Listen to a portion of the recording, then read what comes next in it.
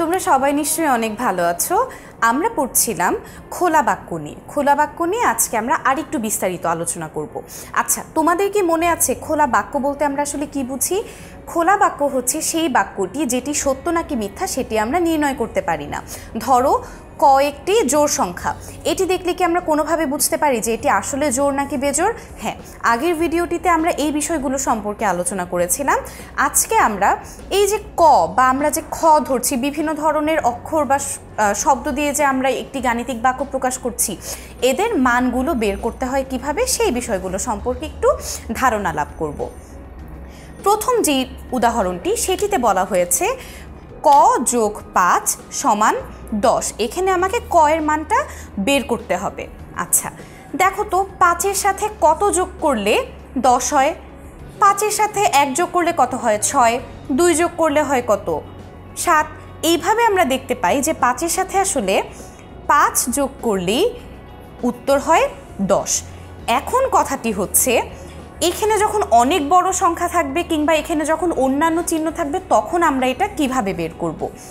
এটি বের করার একটি নিয়ম হচ্ছে, যেই সংখ্যাটিকে আমাকে বের করতে হবে বা যার মান বের করতে হবে, এই যে ককে আমরা বাম পাশে রাখবো, লিখলাম এবং সমান চিহ্ন দিব। 10 যেরকম আছে সেরকম লিখব। এখন এই যে ক এর সাথে যে 5 যোগ আকারে রয়েছে, এই 5টাকে আমরা কি করব? সমান চিহ্নের ডান পাশে নিয়ে আসব এবং সমান চিহ্নের ডান পাশে নিয়ে আসার পরে না একটা পরিবর্তন হবে। কিসের পরিবর্তন? গাণিতিক চিহ্নের পরিবর্তন। সেটি হচ্ছে এইখানে এটি রয়েছে যোগ আকারে, যখন আমি এটার স্থান পরিবর্তন করে সমান চিহ্নের ডান দিকে নিয়ে আসলাম, এটি হয়ে যাবে বিয়োগ। বিয়োগ করলে দেখো তো 10 থেকে 5 গেলে কত থাকে? 10 থেকে 5 গেলে থাকে 5। দেখো আমরা এখানে খুব সহজে উদাহরণটি করেছিলাম, এটি একটি ছোট উদাহরণ ছিল তাই, কিন্তু অনেক বড় সংখ্যা যখন থাকবে তখন তোমাদের অঙ্ক করার সুবিধার জন্য আমরা এই নিয়মটি ব্যবহার করব।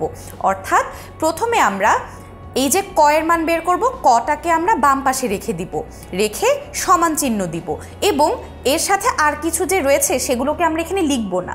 না লেখার পরে এই যে 10 ছিল, এখানে 10 থাকবে এবং ক এর সাথে যা কিছু যোগ বা বিয়োগ কিংবা গুণাকারে থাকবে তাদেরকে আমরা সমান চিহ্নের ডান পাশে নিয়ে আসব এবং ডান পাশে নিয়ে এসে আমরা কি করব? তার চিহ্নটা পরিবর্তন করে দিব।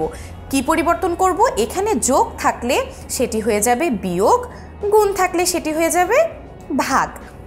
একইভাবে যদি বিয়োগ থাকে, সমান চিহ্নের ডান পাশে গিয়ে সেটি হয়ে যাবে যোগ এবং ভাগ থাকলে সেটি সমান চিহ্নের ডান পাশে গিয়ে হয়ে যাবে গুণ।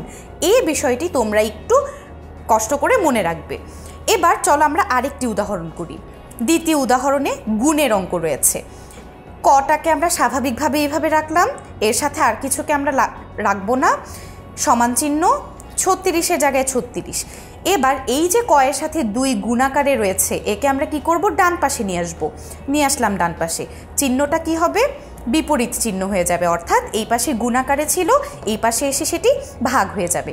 এবার 36কে যদি আমি 2 দিয়ে ভাগ করি, আমি দেখব আমার উত্তর আসে 18। অর্থাৎ 18-র সাথে 2 গুণ করলে আমার উত্তর আসবে 36। 18 হচ্ছে আমার ক এর মান। এবং দেখো এই 18 এখানে বসালে এই পাশেও 36 আসে, এই পাশেও 36 আসে, আমার দুই পাশ কিন্তু মিলে যাচ্ছে। এবার আমরা আসছি আমাদের সর্বশেষ উদাহরণে। এটি কেমন? এইখানে রয়েছে দেখো ক, এখানে আমার ক এর মানটা বের করতে হবে।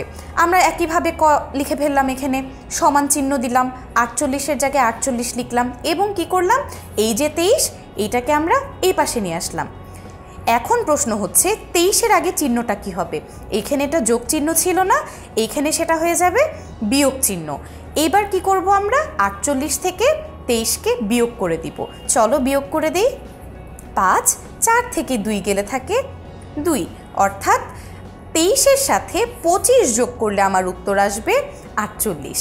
এইভাবে করে সমান চিহ্নের বাম পাশ থেকে ডান পাশে গেলে যে চিহ্নের পরিবর্তন হয়, এই বিষয়গুলো সম্পর্কে আজকে আমরা মোটামুটি একটা ধারণা লাভ করলাম। আশা করি এরপর থেকে এই ধরনের অঙ্কগুলো করতে তোমাদের আর কোনো সমস্যা হবে না। তোমরা সবাই খুব ভালো থেকো।